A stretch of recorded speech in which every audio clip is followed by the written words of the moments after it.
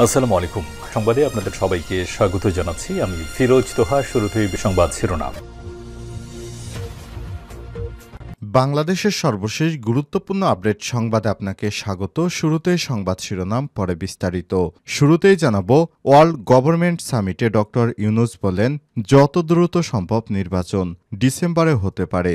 ছাত্র জনতার অভ্যুত্থানে দায়িত্ব নেয়া অন্তর্বর্তীকালীন সরকার যত দ্রুত সম্ভব নির্বাচনের আয়োজন করবে বলে জানিয়েছেন প্রধান উপদেষ্টা ডক্টর মোহাম্মদ ইউনূস। তিনি বলেন, রাজনৈতিক দলগুলোর সঙ্গে আলোচনায় বসছি, যত দ্রুত সম্ভব আমরা নির্বাচন দেব। এটা এক বছরের মধ্যে, এবছরের ডিসেম্বরের মধ্যেই হতে পারে। এরপর জানাবো, নরসিংদীতে বিএনপির কার্যালয় ভেঙে মরার জন্য অপেক্ষা কর হুমকি। নরসিংদীর রায়পুরায় বিএনপির কার্যালয় ভাঙচুর করে আগুন দিয়েছে সন্ত্রাসীরা। এ সময় তারা দেয়ালে নানা রকম হুমকি দিয়ে যায়। বুধবার গভীর রাতে চর সুবুদ্দিন বাজারে রাত 2:30টার দিকে এই ঘটনা ঘটে। এবারে জানাবো, রুহুল কবির রিজভীর বক্তব্যে জামাতের নিন্দা ও প্রতিবাদ। রাজশাহীর বাগমারায় উপজেলায় এক স্মরণ সভায় বিএনপির সিনিয়র যুগ্ম মহাসচিব রুহুল কবির রিজভী বাংলাদেশ জামাত ইসলামকে মুনাফেক বলে মন্তব্য করেছেন। এর নিন্দা ও প্রতিবাদ জানিয়েছে বাংলাদেশ জামাত ইসলাম। দলটির কেন্দ্রীয় নির্বাহী পরিষদ সদস্য এবং কেন্দ্রীয় প্রচার ও মিডিয়া বিভাগের সেক্রেটারি অ্যাডভোকেট মতিউর রহমান আকন্দ আজ 13ই ফেব্রুয়ারি এক বিবৃতিতে এই নিন্দা ও প্রতিবাদ জানান। এবারে জানাবো, দুদকের মামলায় ডিবি কর্মকর্তার কারাদণ্ড। খুলনা মহানগর ডিবির এসআই মোহাম্মদ আলী আকবর শেখকে 3 বছরের কারাদণ্ড দিয়েছে আদালত। একই সঙ্গে তাকে ৩,০০০ টাকা জরিমানা অনাদায়ে আরও 1 মাসের বিনাশ্রম কারাদণ্ড দেওয়ার কথা ঘোষণা করেছে।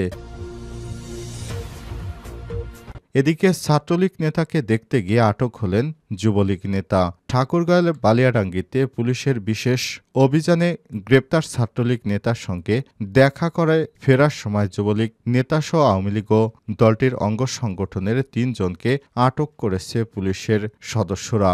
আজ 13ই ফেব্রুয়ারি সন্ধ্যার দিকেই অভিযান চালিয়ে ওই 3 জনকে আটক করা হয়। এবং সর্বশেষ জানাবো, বিএসএফের হাতে আটক 2 বাংলাদেশিকে ফেরত আনল বিজিবি। ঠাকুরগাঁও সীমান্ত দিয়ে অবৈধ ভারতে প্রবেশের চেষ্টাকালে 2 বাংলাদেশি নাগরিককে আটক করে ভারতীয় সীমান্তরক্ষী বাহিনী বিএসএফ। পরে ওই 2 বাংলাদেশি জনগণকে উদ্ধার করেছে বাংলাদেশের সীমান্তরক্ষী বাহিনী বিজিবি। প্রিয় দর্শক, এতক্ষণ শুনছিলেন সংবাদ শিরোনাম, এবারে বিস্তারিত। তবে তার আগে বন্ধুরা, অনুরোধ থাকবে সংবাদটিতে একটি লাইক দিন। এই চ্যানেলে আপনি নতুন হয়ে থাকলে আমাদের সংবাদটি দেখতে দেখতে চ্যানেলটি সাবস্ক্রাইব করে রাখুন। কমেন্ট করে বন্ধুরা আপনার মূল্যবান মতামত জানিয়ে দিন আপনি বিশ্বের কোন দেশ থেকে বা বাংলাদেশের কোন স্থান থেকে আমাদের সংবাদটি দেখছেন এবং শুনছেন। এবারে বিস্তারিত।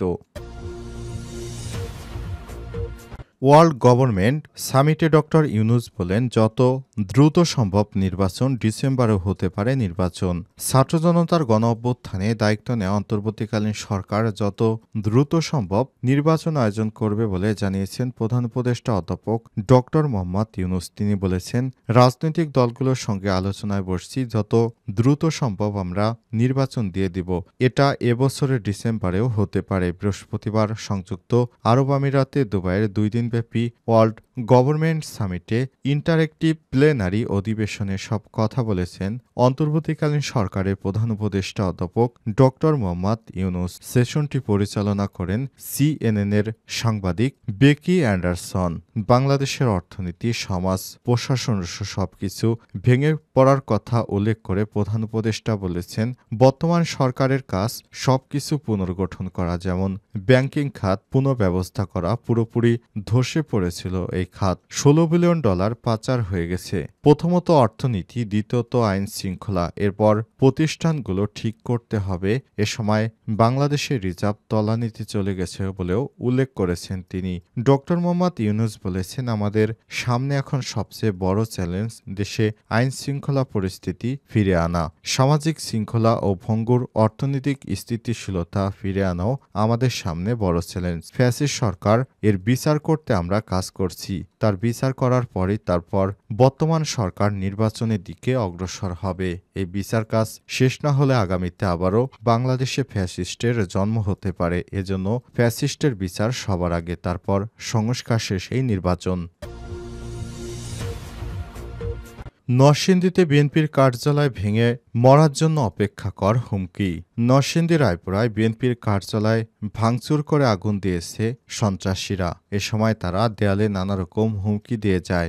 বুধবার রাতে উপজেলার চরশুদ্দু বুদ্দিন বাজারে রাত ২:৩০টার দিকে এই ঘটনা ঘটেছে। পুলিশ এবং স্থানীয় সূত্র থেকে জানা গেছে, রাতে একদল দুর্বৃত্ত কার্যালয়ের তালা ভেঙে ভেতরে প্রবেশ করে এরপর সেখানে ভাঙচুর চালায়। এতে চেয়ার টেবিল, টিভি, চেয়ার, বিভিন্ন আসবাবপত্র, জিনিসপত্র ভাঙচুর চালিয়েছে। দেয়ালে লাল কালিতে জয় বাংলা ও মরার জন্য অপেক্ষা কর লিখেও হুমকি দেওয়া হয়। পরে কার্যালয়ে আগুন লাগিয়ে পালিয়ে যায় তারা। কার্যালয়ে আগুন জ্বলতে দেখে স্থানীয়রা পানি ও বালু ছিটিয়ে আগুন নিয়ন্ত্রণে আনার চেষ্টা করে। বিষয়ে চর সুবুদ্দিন ইউনিয়ন বিএনপির সভাপতি দানিশ মিয়া বলেছেন, এই ঘটনার সঙ্গে কারা জড়িত জানি না, তবে ধারণা করছি ফ্যাসিস্টের দোসররাই জড়িত। এই ঘটনা ঘটাতে পারে। যারাই জড়িত কেন তাদের দ্রুত শনাক্ত করে শাস্তির দাবি করছি। রায়পুরা থানার ওসি প্রবীর কুমার ঘোষ বলেছেন, বিষয়টা আমরা শুনেছি, আমরা প্রাথমিক তদন্ত করছি, তবে এ বিষয়ে কোনো লিখিত অভিযোগ পাইনি। অভিযোগ পেলে দ্রুত তদন্ত করে ব্যবস্থা গ্রহণ করা হবে। রুহুল কবির রিজভীর বক্তব্যে জামাতের নিন্দা ও প্রতিবাদ। রাজশাহীর বাগমারা উপজেলায় ১২ই ফেব্রুয়ারি এক স্মরণসভায় বিএনপির যুগ্ম মহাসচিব রুহুল কবির রিজভী জামাত ইসলামকে মুনাফেক বলে মন্তব্য করেছেন। এর নিন্দা ও প্রতিবাদ জানিয়েছে বাংলাদেশ জামাত ইসলামী। দলটির কেন্দ্রীয় নির্বাহী পরিষদ সদস্য ও কেন্দ্রীয় প্রচার ও মিডিয়া বিভাগের সেক্রেটারি অ্যাডভোকেট মতিউর রহমান আকন্দ ১৩ই ফেব্রুয়ারি এক বিবৃতিতে নিন্দা ও প্রতিবাদ জানিয়েছেন। বৃহস্পতিবার ১৩ই ফেব্রুয়ারি গণমাধ্যমে পাঠানো এক বিবৃতিতে সব তথ্য জানানো হয়। বিবৃতিতে তিনি বলেন, ১২ই ফেব্রুয়ারি রাজশাহীর বাগমারা উপজেলার স্মরণ সভায় বিএনপির যুগ্ম মহাসচিব রুহুল কবির রিজভী, আমরা জামাতকে সমর্থন করিনি। বিএনপির উদারতার কারণে তারা বাংলাদেশে প্রথম রাজনীতি করার সুযোগ পায়, কিন্তু সব সময় এই দলটি মুনাফিকি করেছে। মুনাফিকি ছাড়া তারা কিছুই করেনি। এই মর্মে এমন মন্তব্য করেছেন তা আপত্তিকর, ভিত্তিহীন এবং রাজনৈতিক উদ্দেশ্য প্রণোদিত। আমরা তার এই বক্তব্যের নিন্দা ও প্রতিবাদ জানাচ্ছি। রুহুল কবির রিজভীর বক্তব্য শিষ্টাচার বহির্ভূত মন্তব্য করে তিনি বলেছেন, রুহুল কবির রিজভী জামাত ইসলামের বিরুদ্ধে এসব কথা উচ্চারণ করে আসলে কি অর্জন করতে চান তা আমাদের কাছে স্পষ্ট নয়। ফ্যাসিবাদ মুক্ত পরিবেশে দেশকে এখন ঐক্যবদ্ধভাবে এগিয়ে নিয়ে যাওয়ার কথা। সেই মুহূর্তে তার এই বক্তব্য জাতীয় ঐক্য বিরোধী এবং দূরসন্ধিমূলক। দেশবাসীকে মনে করিয়ে দিতে চাই, এ ধরনের বক্তব্য সৌজন্যতা ও রাজনৈতিক শিষ্টাচার বহির্ভূত। তারা একটি দলকে হেয় প্রতিপন্ন করার জন্য বিভিন্ন অসঙ্গতিক কথাবার্তা বলে জামাত ইসলামের ভাবমূর্তি নষ্ট করছে। এতে আমরা স্পষ্ট করে বলতে চাই, জামাত ইসলাম কারো সঙ্গে মুনাফিকি করেনি। মুনাফিকি কারা করেছে সেটা জাতির সামনে স্পষ্ট হয়ে গেছে বলেও মন্তব্য করেছেন তিনি। দুদকের মামলায় ডিবির কর্মকর্তারা কারাদণ্ড।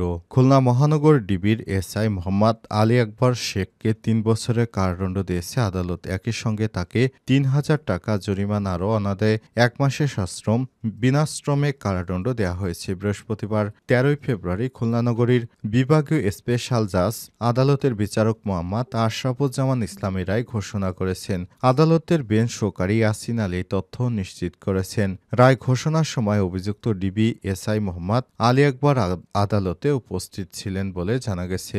আদালত সূত্র থেকে জানা গেছে, ২০১১ সালে এসআই আকবর দুর্নীতি দমন কমিশনের দাখিলকৃত সম্পদ বিবরণীতে ১০,৪১,৮৩৬ টাকার সম্পদ থাকার ঘোষণা দেন, কিন্তু প্রকৃতপক্ষে তার ১,৮২,৯৯,০৮৭ টাকার সম্পদ থাকার প্রমাণ পাওয়া যায়। এর মধ্যে হাউস বিল্ডিং ফাইন্যান্স কর্পোরেশন থেকে ১৯,৭৫,০০০ টাকা এবং অফিস থেকে গৃহ নির্মাণ বাবদ ১,২০,০০০ টাকা ঋণ গ্রহণের তথ্য পাওয়া গেছে। এই কারণে জ্ঞাত আয়ের বহির্ভূত সম্পদ অর্জনের কারণে তাকে এই শাস্তি দেওয়া হয়েছে।